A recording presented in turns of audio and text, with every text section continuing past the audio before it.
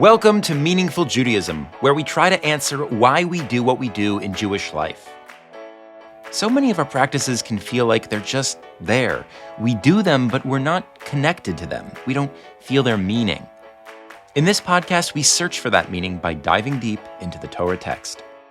Meaningful Judaism is a product of Aleph Beta Labs, and I'm your host, Imu Shalev.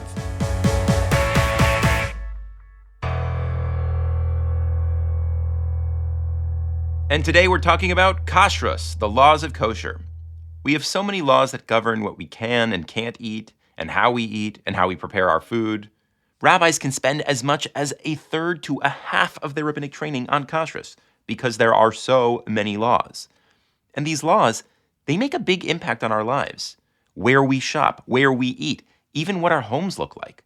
With Kashrut having that kind of impact, it would sure be nice to know the reason for going to such lengths. You know, the why behind it all.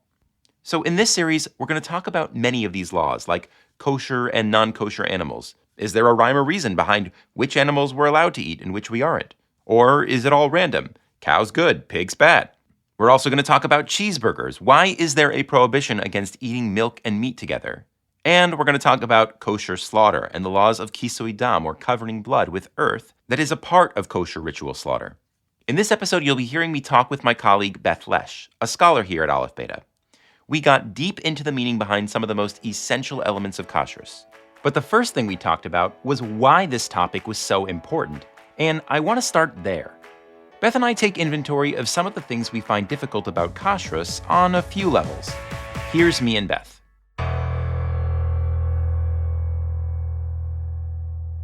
I'm thinking about myself. I'm thinking about my friends. And I think there's just a lot of social friction that comes up having to do with kashrut for anyone who is spending any time at all, personally or professionally, with people who don't keep kosher. So it's like there's like so much planning that you have to do, and you're not eating in people's houses, and you're going to a work conference and you're like requesting a special meal, or you're eating a banana out of your bag. Yeah, totally. And I think it's kind of interesting that you just jumped to like the way kashrut can complicate our lives when we're with people who don't keep kosher, as though there's no imposition on our lives or anything at all complicated about keeping kosher when we're just by ourselves in our own homes. Yeah, of course. Like, there are a ton of limitations we have when we keep kosher. But I think I understand why you jumped to interacting with others, because I think a lot of people who keep kosher doesn't even register that we're doing anything onerous or complicated. It's just a part of life. Right. When something is a part of your daily experience in the way that kashrut is, it just becomes rote. Like you're not focusing on the meaning of it. And that's kind of sad, right? It's not just that kashrut is logistically difficult in a lot of ways. It's also difficult to connect with because it's just so present that it's like this invisible force. We don't even think about it, right? Like, how often do you wonder about the deep meaning behind not going to McDonald's? Yeah, not very often. You know, that's reminding me of another tricky thing about kashrut, which is, let me say it like this. It's bad in and of itself to not know the meaning behind the laws of kashrut, just like for our own personal spiritual journeys. But it's also really hard to know what to say when people ask about it, you know? People who are expressing sincere curiosity, they want to know, like, oh, so what's the reason behind it? Why do you do it? And it's just not satisfying to start romanticizing chukim in that moment, right? And to be like, well, actually, it's I don't know why I do it, but it's my gesture to God, my beloved, to show that, whatever my beloved asks me to do, I'll do happily. It's not satisfying. Yeah. And, that reminds me, like, Shabbat is a really hard thing when you're in law school and your study group wants to meet and you explain that your religion requires you to actually take a break from doing and spend the moment in being. That's, people are like, wow, that's really cool. And you really do feel like the fulfillment of we're the Am Chacham V'Navon in a mitzvah like that. Am Chacham V'Navon, by the way, is the idea that the nations of the world should be able to look at the mitzvos and see the wisdom in them. And that was easier to do than it was for me to explain why I couldn't taste, the brownies that somebody had made, or why I couldn't go out to, the restaurant that they had chosen in the evening, and why I constantly needed to bring my own food to every single event. If you can explain why you can't eat bacon, right? For there, you switch to say, no, it's a chok, and we do random things that God asks us to do. Then you don't quite feel like the phone if you don't have a good explanation. Yeah.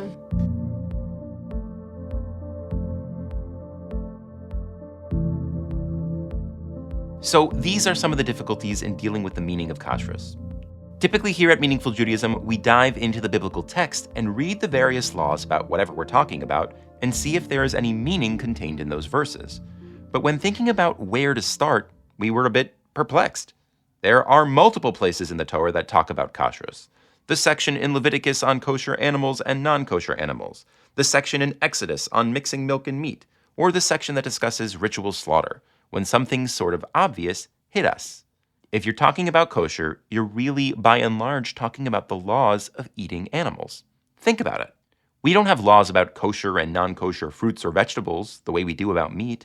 Thou shalt eat carrots, but stayeth away from grapefruit.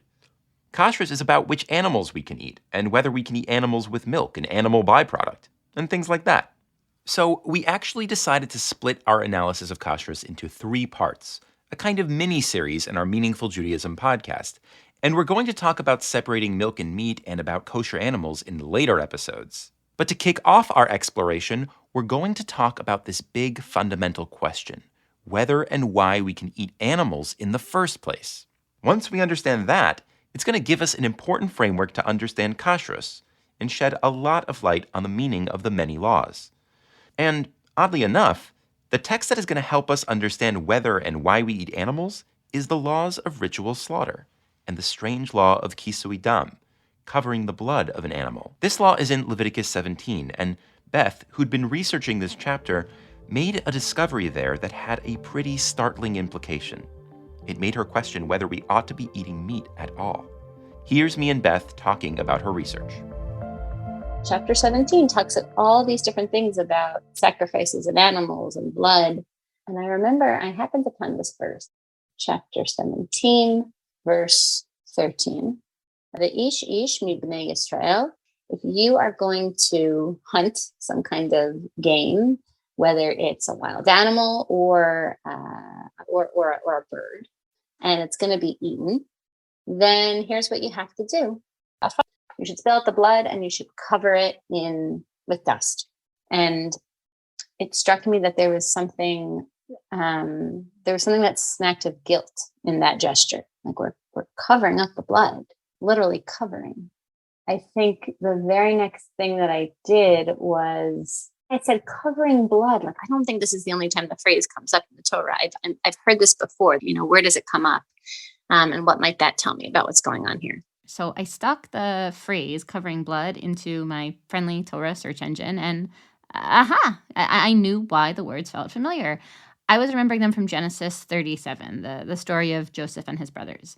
Now, maybe you're thinking, where is there covering up blood in the Joseph story? Literally just what I was going to ask. Good. So here's what happens. Joseph goes to check on his brothers. They see him and grab him and cast him into a pit.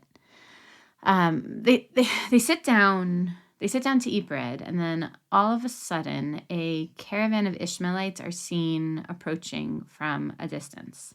And Yehuda speaks up, and he says, He says, Ma betza ki naharog et achinu vechisinu et damo. What benefit is it to us if we kill our brother and we cover his blood? Let's sell him to the Ishmaelites. And that way we won't be liable in his murder. Wow. So covering the blood Yeah. is really covering up a murder, right? It's a covering up a murder. Exactly. It's an idiom. He is using this phrase, kisui dam, and he's not using it to mean literally, blood is on the floor and you need to cover it up. But it's what you do when you're guilty of murder and you don't want someone to know. And what's fascinating is that this isn't the only phrase that links the story of Joseph in the pit to that law of kisui dam that we were reading. there's other language here too. Look at verse 22. Do you want to read it for me and tell me what you see? Sure. Vayomer alehem Reuven, al tishbechu dam. Reuven says to his brothers, let's not spill blood. So it's not just covering blood. Let's not spill the blood of our brother. Hashlichoto el habor hazeh asher b'midbar. Let's throw him in a pit. So this is, the context is, when Yosef is approaching them, the brothers are actually thinking, let's go kill him. And that might mean, let's knife him, let's beat him up. But Reuven says, whoa, we shouldn't spill blood, right? We're not murderers, right? Let's sanitize this process. Let's throw him into a pit. V'yad al tishlechu bo, and therefore, technically, no one will actually have made physical contact with him.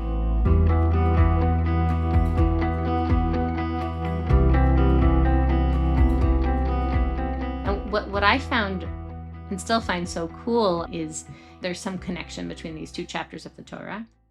But also, I think what we're seeing is that you've got one Torah idiom, which is chisui dam, the covering of blood. It doesn't just mean literally the covering of blood. It means the obscuring of guilt. And then you have another idiom, which is shvichus damim, right? The spilling of blood. Spilling of blood in Torah language means to murder someone, right? Step 1, spill blood. Step 2, cover blood. It means it in our language too, right? When you're talking about, the spilling of blood refers to murder or war, violence. Then what happens when you take those definitions and you fast forward and you go to chapter 17 of Leviticus? You can now look at this mitzvah of kisui dam and you read the verse, and the verse has two meanings. There's two layers. There's the literal meaning, which is the law and how we usually interpret it. And then there's the idiomatic meaning, right? So the literal meaning is, okay, a person who hunts game, he's going to eat it. What should he do? He should pour the blood out and he should cover it with dust. But what's the idiomatic meaning? You transfer from Genesis. The idiomatic meaning is a person who hunts game and he wants to eat it, he commits a murder. And he obscures the fact that he was a murderer, right? That's what the verse is saying. Yeah, it makes the slaughtering of game, or whatever it is, it makes it feel like murder, which is a very, very strange place to be. The Torah is telling you how to prepare an animal so that you may eat it. You're expecting a mitzvah to tell you the right, the good, the moral way to go through your life. It feels almost, I don't know, passive aggressive of the text, right? To say, yeah, you can eat it, I guess. Like if you love murdering things, like if you just want to be like Joseph's brothers, then I guess you could spill the blood and like cover it with dirt if you want to, right? That's how it feels. So it's like, what is this mitzvah trying to tell me? What we're struggling with here is most of us don't typically think about the Torah as being a vegetarian manifesto. And yet what we're seeing here is this implicit association the Torah is making between slaughtering animals and covering up murder. That sounds pretty anti-meat. And that just brings up so many questions, like, are we really reading this right, or are we missing something? And if what we're seeing here really is painting meat with the same brush as murder, what does that say about all of us out there who eat meat? Are we all in the wrong? Have centuries of Jews celebrating festivals and joyous occasions with delicious dishes of meat actually been party to some terrible atrocity? And now, thank God, Emu and Beth finally read the Torah carefully and figured it out. And by the way, you're welcome. That feels hard to say. And there are so many other reasons to be hesitant about this claim too. Like, what's the deal with korbanos, animal offerings? If slaughtering an animal is something criminal, if it's basically taking a life, why does God seem to invite us to do it all the time in the temple? And also, maybe the most basic question is, hey, God, if slaughtering animals is so bad, why go through this convoluted way of condemning it by explaining how to slaughter meat, but embedding all this language in it that like subliminally whispers, murder? Why not just come out and forbid it? Why be so coy? There are plenty of animals God forbids us from eating, so what are a few more? The truth is, this last question, it's actually more complicated than it may seem, because turns out God actually did forbid eating animals. There's a whole history of man's ability to eat meat going all the way back to literally the first chapter of Genesis. And when you know that history, it adds new dimensions to the questions we just asked. And it will help us to better understand whether and how God wants us to eat meat, which, in turn, will help us understand the larger meaning behind kashrut. So, Beth and I visit Genesis next. You want to take us into Genesis 1? I do, yeah. Maybe our first Kashrut law. Our first Kashrut law. Yeah, I think I know what you mean by that. I mean, it's not in the sense that we're used to thinking about kashrus, but this is the first time that God tells us, what kind of food we can and can't eat. Okay, so let's go to the story. It's the dawn of creation. Adam is standing on the earth. Everything has been created, and then God kind of like zooms in on the people. Okay, God gives a blessing to mankind. God tells mankind to be fruitful and multiply, that mankind is going to have dominion over everything. Yet, the very next verse seems to temper that declaration of dominion. So, behold, I have given to you kol esev zorea zera asher al pnei chol haaretz. Every single grass that is on the face of the earth. Ve'es kol ha'etz asher bo free etz. Every single tree that has in it a tree fruit. So this is God telling us what our menu is going to be. It's a plant-based diet. And I think the next verse builds on that and also further tempers the declaration of dominion. Because we are not the only ones who get to order off of that menu. So every single animal, all the different kinds, the wild animals, the birds and the creepy crawlers, they also get the very same thing that God earmarked for us. Es kol yerek esev, every green grassy herb, that's what they get to eat for food. So the animals also are not carnivores, not omnivores, but are herbivores. Yeah, so what do you make of the fact that right after we get the diet for humanity, we get the diet for the animals? Yeah, so interesting. By saying that we eat the same thing as the animals, God is drawing a food pyramid. And the food pyramid has two levels. The bottom level is plants, and the top level is humans and animals. So we are in a horizontal relationship at this moment in time. Now, yeah, so I don't know, just reading all of this, we're struck by the fact that the original humanity was vegan. Or at least the original humanity was intended to be vegan.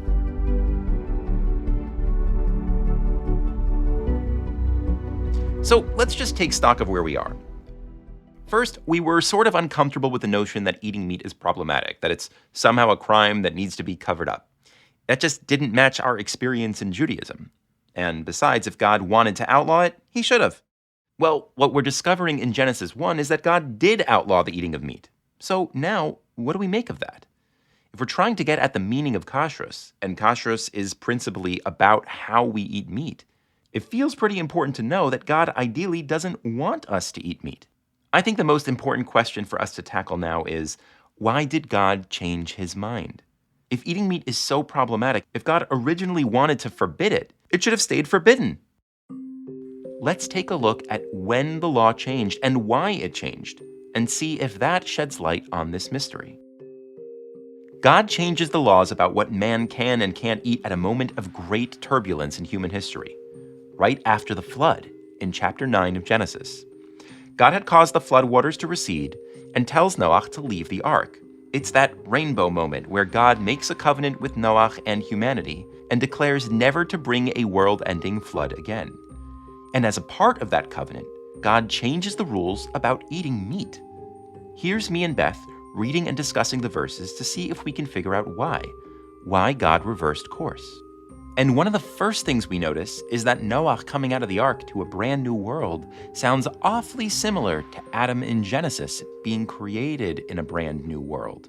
Vayavarech Elohim es Noach ve'es banav. God blesses Noach and his sons. Vayomer lahem pru urevu milu es haaretz. And he says to them, you should be fruitful, you should multiply, you should fill the world. So again, this is actually sounding very similar to Genesis 1. This is kind of like a recreation, anew, after the world has been wiped out. And in the same way that God followed that blessing with a declaration of how man should relate to the animals, it comes as no surprise. Umura'achem vechitchem.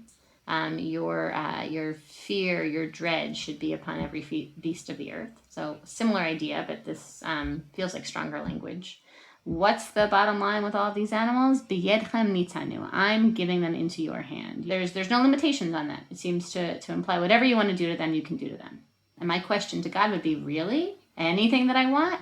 And God says, yes, anything that you want. The implication almost seems to be even, like, what's the craziest thing you could do? What is the ultimate expression of exercising your total control over them? That would have to be, you can even eat them. You can even snuff out their life and consume it and make it a part of yourself. Keyerek esev nasati lechem eskol. I'm giving them to you in the same way that I gave you plants back in Genesis 1. So I keep coming back to the pyramid that's in my head. Like, where are animals on the pyramid? Are they with people? No. Now we're pushing them down. Now they're on the level with plants. But there are some limitations even to that. But however, notwithstanding, basar benafsho damo lo tochelu. But if it has blood in it, you can't eat that. Right. The text goes on to qualify this new permission to eat animals, and it says you have to stop short of eating their blood. Now, what would be really nice is if the text rounded it all out and said, and thus is the reason I, God, hath changed my mind and allow thee to eat meat. But that's not what we get. Instead, the text goes on and it says, by the way, while we're talking about not eating animal blood, I want to talk about people blood.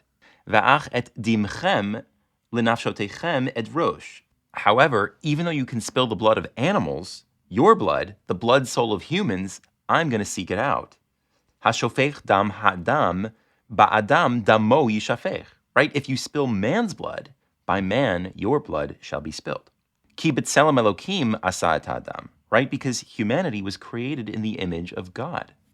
Let's just remember where we are. We're hunting for what I like to glibly call the Kashrut laws. And there's a Kashrut law in Noach. So they come out of the ark. God says, hey, just change the laws, and now you can have burgers, and you're allowed to eat animals. By the way, I'm also going to give you the law of murder. Don't kill people. Right? It's very strange. Like, why am I giving murder laws right next to the Kashrut laws? Yeah, and it maybe is meant to be a reminder that even in this moment of license, what God is allowing us to do is really shocking and surprising and quite grave. Right, so it seems like even though God changes his mind, the fact that this permission is next to the laws of murder suggests that this was not a happy permission. So, I think the major question to ask now is, why does the law change? What exactly prompts God to take us from being vegan to some form of permissiveness around eating animals? Yeah.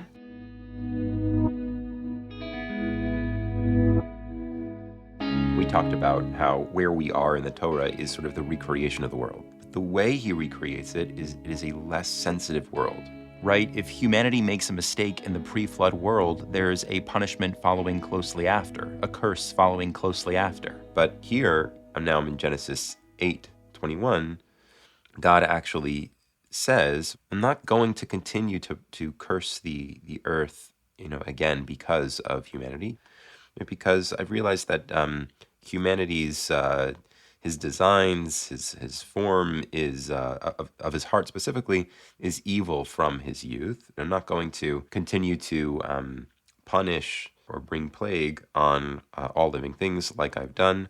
I'm going to give a much more stable and less sensitive world. So given all of that, I had thought that one possible answer for humanity's ability to eat animals is that God is expecting less of humanity. The rules have changed, and so humanity is not going to be held to as strict of a standard as they were held before. Yeah, that resonates. Let me think about that for a second. It's very sneaky, what you just said. And I'm realizing the sneakiness of it as I move from the place of like, that's an interesting read, to the place of, what are the implications of that? How does that change how we read Leviticus? How does that change what I buy in the supermarket? And if that's the case, then Feels icky, right? It feels icky because it's sort of a different flavor of b'diavad, a non-ideal situation. You could choose to live where, like, I God am paying attention and responding to your every act, and you see that I'm there, and we're having a conversation. Or you could choose to distance yourself and live in this world that is governed by natural laws, and that a world that God doesn't really step foot into. You're allowed to do that. You can choose to do that. It's like, well, that's what we're choosing to do when we buy the Empire chicken. That's I don't need that on my conscience. So the answer we're currently weighing is that there is a lechatchila and b'diavad distinction, an ideal and non-ideal. If you're a meat eater and you're defending your moral position, you could have claimed, well, if God wanted to forbid it, he would have. Except, number one, God lets us know that the original law was that man should be vegan. And number two, God permits eating of meat in the same breath as the law against murder. And number three, God gives the Israelites the command to spill blood and cover up the crime, as it were. The Torah seems to be simultaneously teaching us the ideal position and the non-ideal position, sort of as a concession to the base nature of humanity. It's not that God has no problem with meat. God has low expectations from humans. And he's not going to force this law on us, even though by rights it's the moral thing to do. Now, if that's true, then that subtle passive-aggressive tone in verse 13 in Leviticus, that's probably an extension of this. The permission hasn't gone away, but the moral issues haven't gone away either. And this leaves me and Beth in an uncomfortable position, as people who, want to do the right thing, but also as people who do eat meat. We talked about that awkward position a little bit and how we could come to terms with it. Emil, can I share an analogy with you? Yes. Here's what it makes me think of. So when I first became a parent, and I didn't have a lot of experience with raising kids and disciplining kids because I'm an only child. So I remember it came as kind of a shock to me when I figured out that that you sometimes need to be fairly firm with your children, and your toddler doesn't want to leave the playground and it's time to go. And sometimes after a certain point, you just have to pick them up, you put them in the car, and they don't want to be in the car seat. They might fight and they might kick and scream, and it's time to go. I love you, and it's time to go. And you force them into the car seat, and it's not fun, but sometimes you have to do that, right? And I remember I had gotten quite comfortable at a certain point in my parenting journey with doing that. And I went away for Shabbos with my toddler and my husband to a friend's house. And the friend had a whole crop of kids who were older than my toddler. And they were playing with him. And there was a certain point at which maybe it was time to go. And he didn't want to go. He was upset. And the 5-year-old girl in this family got down with him and started in this very creative, compassionate way, trying to persuade him that it would be a good thing to go, right? And I was so ready to sweep right in and be like, okay, time to go, tears, whatever, you'll get over it. I love you. It'll be okay.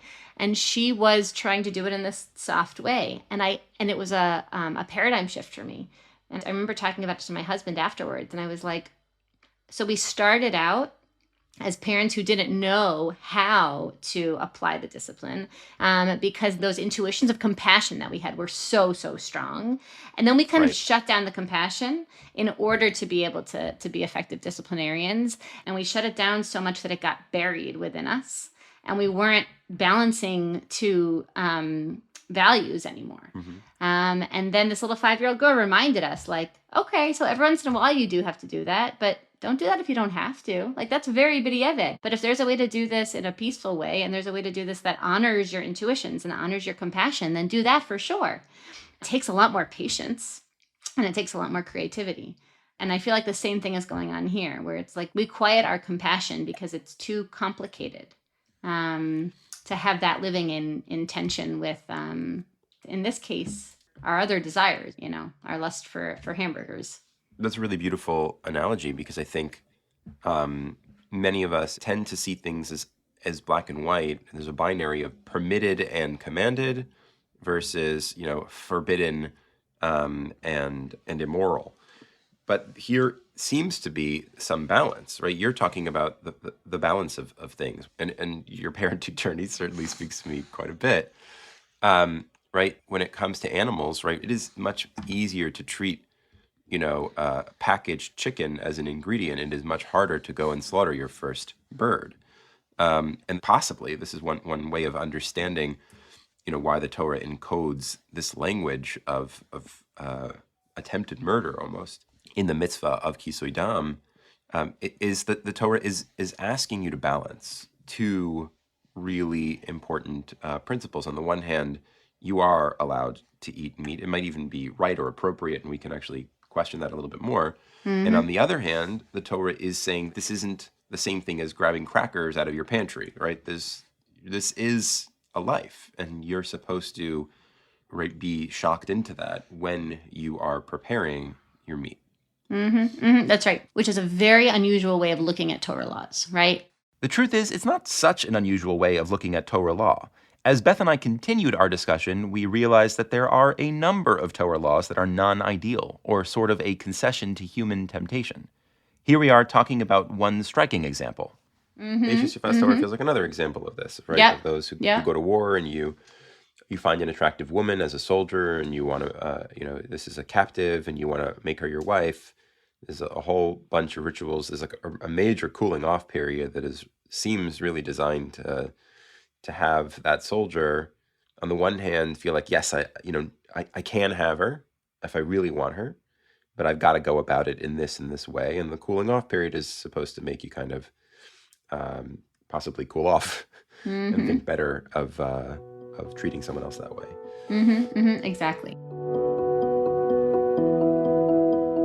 So Beth and I are really trying to grapple with this lechatchila b'diavad answer, the fact that eating meat is not ideal, a concession to human flaws. And we brought evidence that the Torah in other places does in fact seem to give us laws that aren't spiritual ideals and nudge us toward more proper ways of living. And it really could be that the permission to eat meat, and maybe all the laws of kosher, are about this. But even with all the evidence we found, we still haven't explained korbanot, the fact that God himself commands the bringing of sacrifices. And that was a big loose end. Why would God do that if he thought that eating meat was sort of shameful? So Beth and I kept looking, and we stumbled on another way of seeing things, a way of seeing the same evidence that we've been talking about up until now, but arriving at a different conclusion, one that doesn't involve the idea that eating meat is not ideal. In other words, a radically different path through everything we've seen so far. It all began when Beth shared an insight that she had with me. So when I was researching this piece, I was also binge watching a show on Netflix called Chef's Table. There's an episode, and this is years ago that I saw it, but there's an episode about an Italian butcher.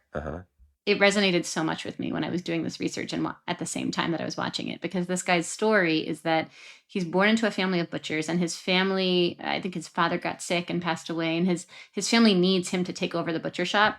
And he can't bring himself to kill an animal. It really hurts him, and he transcends the difficulty. But the practice that he arrives at, it becomes of utmost importance to him that every single part of the animal gets used. Yeah. So he says, like, it's still hard. I'm a butcher all day long. I do nothing other than kill animals. That is my job. I am, in the words of Leviticus 17, I am a shofech danim.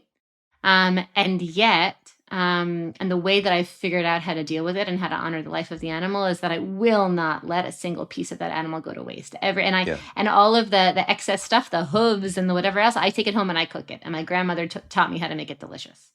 He says, because I grew up and I was a butcher's son and we never got to eat the steaks. We only got to take home the renty stuff. And that's what I feed my family on. I thought it was so beautiful. What do you make of that? Like, why do you think the use of every part of the animal feels intuitively like you're honoring the animal? Why does that make it better? Why do you think? That's a great question. I don't have a philosophical answer for you yet. I'm trying to imagine the alternative. And the alternative is that you have all of these animal parts that you're just chucking in the garbage, which sort of feels like the equivalent, Lahavdil, lahavdil. It sort of feels like the same problem as an unburied corpse, right? Why is it a problem to not bury a corpse? And why is it that you're showing honor to a corpse when you bury it? Beth's story from Chef's Table, it really got the wheels in my head turning. I found it fascinating that this young butcher intuited that it's wrong to slaughter animals, but then he also intuited something seemingly contradictory, that slaughtering animals is redeemed if you use the whole animal. Up until now, we've seen the Torah as presenting us with two choices: eating meat as a b'diavad, a non-ideal situation, and abstaining from eating meat as the ideal. But this got me thinking, could there be a third choice? Eating meat in an ideal way too. If you treat eating the animal with gravity, you give it the proper respect. There's something intuitively right about that. But at this point in our conversation, it was just an intuition, an intriguing possibility. Do we have any evidence? Well, when Beth said that not using the entire animal felt something like an unburied corpse, she reminded me of something. We had been talking for most of this episode about burying blood in earth. So I asked Beth a question. What is the relationship between man, their blood, and earth? What's the relationship between man's blood, and earth? The blood is throwing me a little bit, Emu, because I usually think of it as being like man's flesh, but the physical stuff of man, for that you have to go back to Genesis 2. Good. Go back 2 chapters to the creation story. Specifically, verse 7.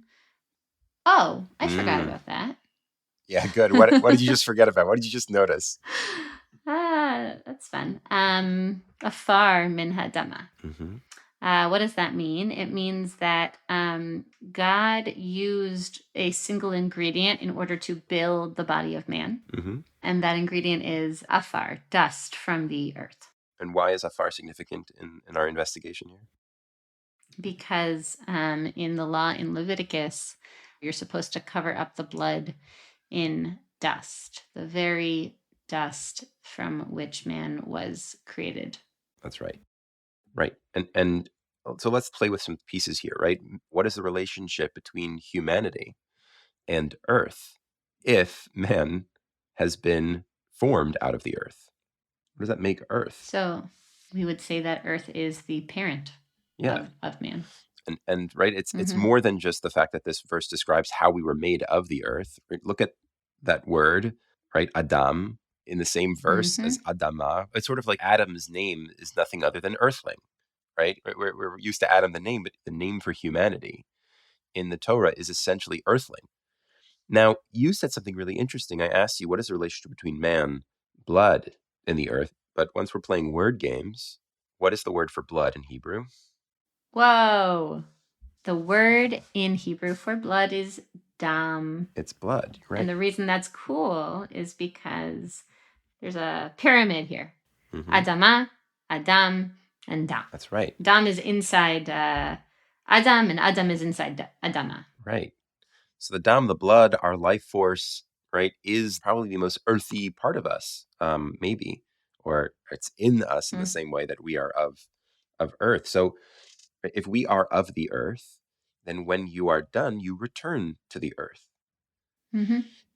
So remember when I asked you, I said, why does it feel like a way of dealing with the animal, of honoring it properly, is to consume all of it, right? And you said, you know what? It feels to me like a corpse that hasn't been buried.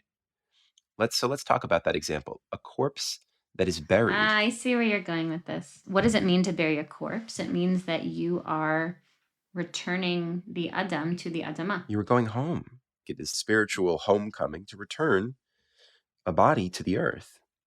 Our relationship to the world around us is not a utilitarian relationship where God created a lot of ingredients for us to enjoy. It seems like the world we're created in is a symbiotic world, right? Where everything feeds everything else. We are of the earth, and when we die, we return to the earth.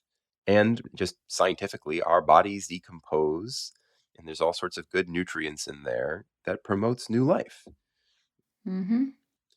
So it is respectful, it is symbiotic. So when a person eats an animal and only uses some of it and discards the rest, at least my understanding of that is if a person uses all pieces of the animal, what they're saying is they recognize that they're in a symbiotic relationship with this animal. They're not in an ingredient relationship with this animal, right? This is another life that I'm in a symbiotic relationship with. And so I will honor it, right? In as much as we're cousins or we're both here to sustain one another. I will, honor and treat um, every bit of this animal with the respect of destiny, which saying all of you is important, all of you will be used symbiotically, um, as opposed to just using some of it and discarding the rest. It treats it with respect to give every piece of this animal purpose. That was my intuition, at least philosophically, but it was really fascinating to see how you compared that to a corpse that isn't buried. Yeah. But I'll tell you where I'm going with this is we started our conversation today with the idea of like, look, you want to be a jerk and kill an animal? Well, you need to face the fact that you're a murderer, right? Like that's half the story. The other half of the story seems to be, you know what? If you want to kill this animal, then you at least need to recognize your common source. You need to give the animal dignity, and you need to restore the blood to the earth. If you are eating the animal and pouring the blood onto the earth purposefully, maybe there is something elevated about that. That's a really interesting. It does seem that the permission is much more full-throated than I might have at first thought, assuming that you go about it in a Torah way, in a holy way.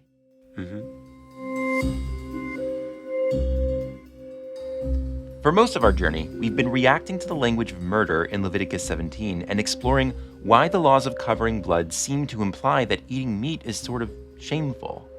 And what we just saw is that the idea of covering dam with afar, covering blood with earth, doesn't only evoke covering up a crime, as described in the sale of Yosef.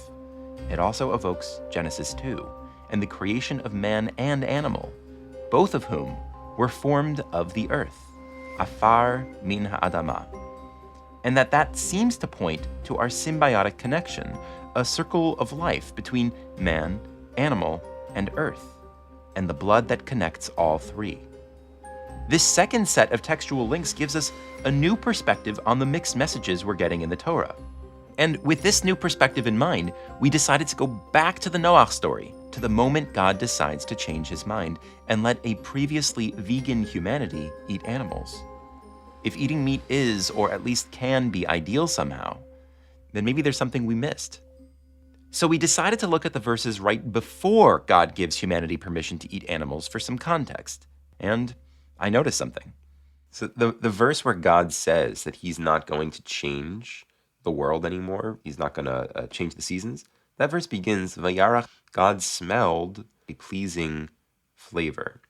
And what is God smelling? He's smelling what happens in the previous verse, which is Noach, he builds an altar to God, and he takes the pure animals and the pure birds, and he offers them as olot, as a sacrifice. I think what's really interesting here is something we miss, which is that the reason, it seems, or at least the trigger for why God declares that he's not going to change the seasons anymore, is that he smells the sacrifices of Noah.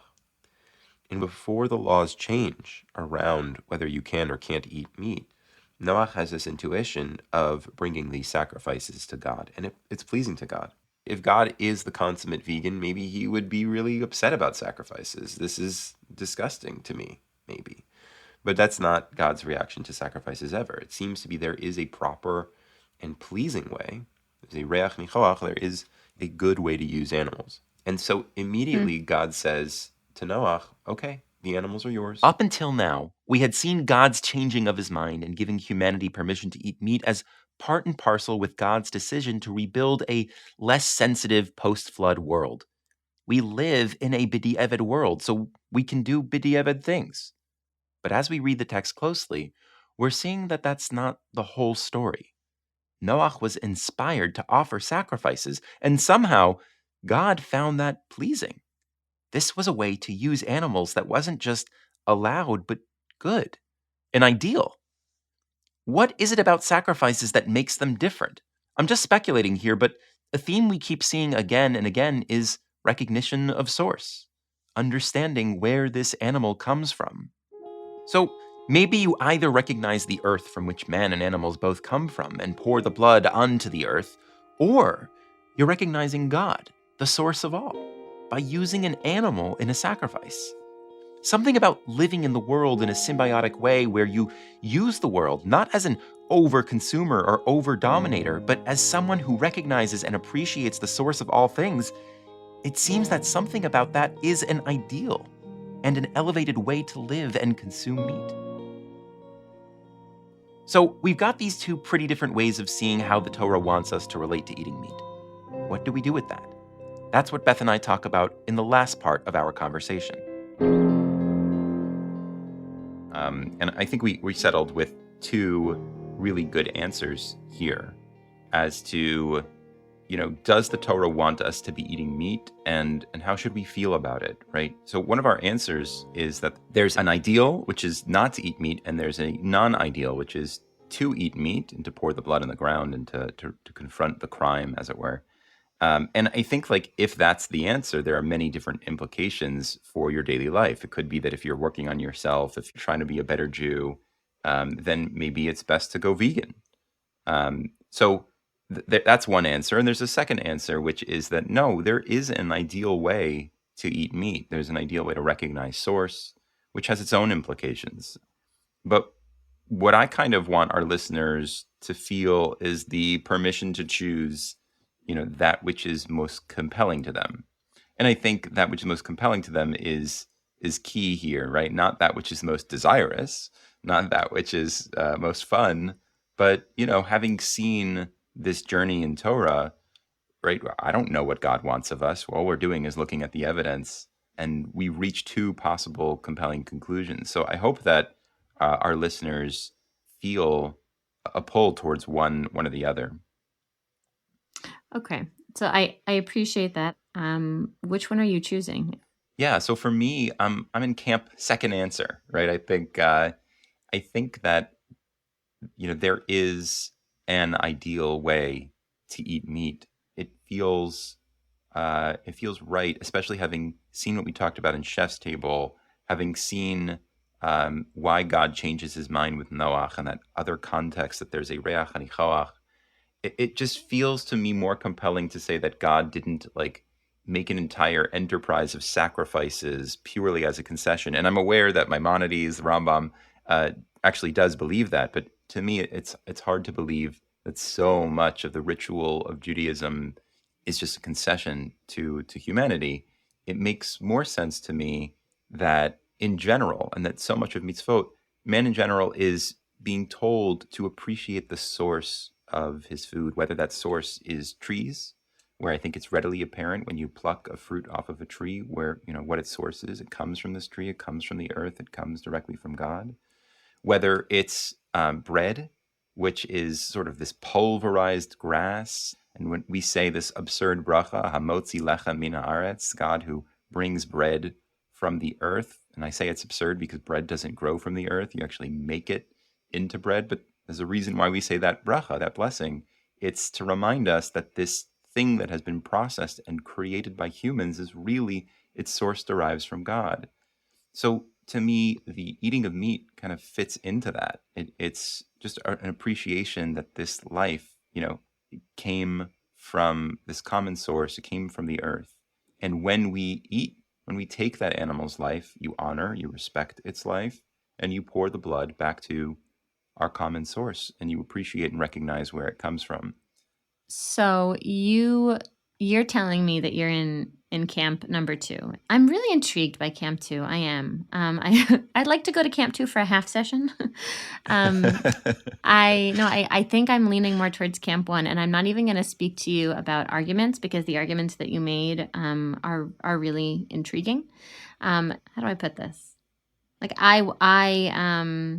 I want to be able to keep eating meat because it's delicious, and I'm a little bit skeptical an answer that finds a way to permit it, right?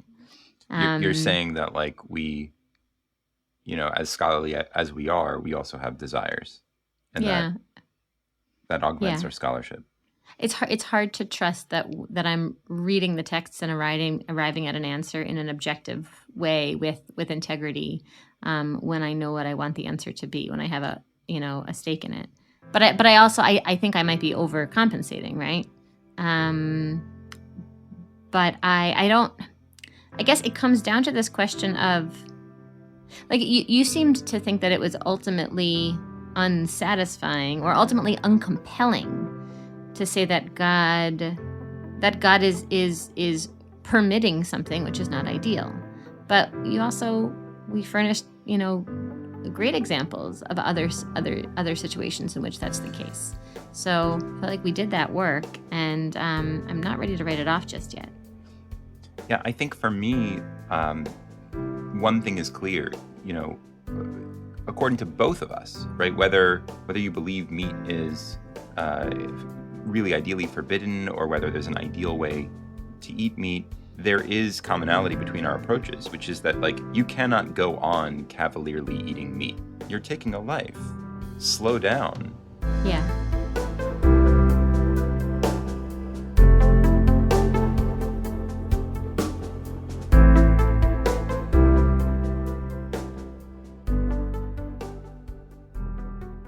So, that's it.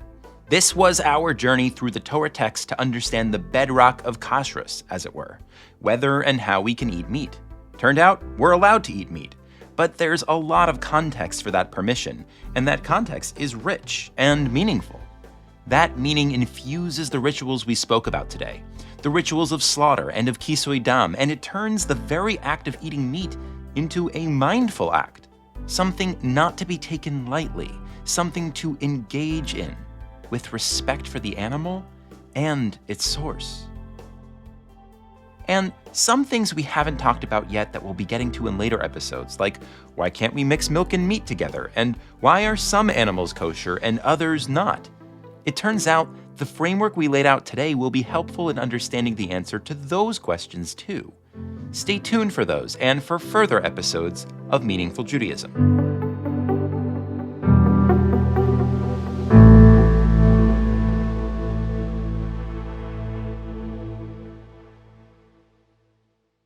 If you like this podcast, please rate it, please review it, please subscribe to it, please tell a friend about it. It really helps us to grow and to reach more people. This episode was recorded by Shalev and Beth Lesch. The scholar for this episode was Beth Lesch. The senior editor was Daniel Lowenstein, with additional editing by Evan Weiner. Our audio editor is me, Hillary Gutman. Our managing producer is Adina Blaustein. Meaningful Judaism's editorial director is Shalev.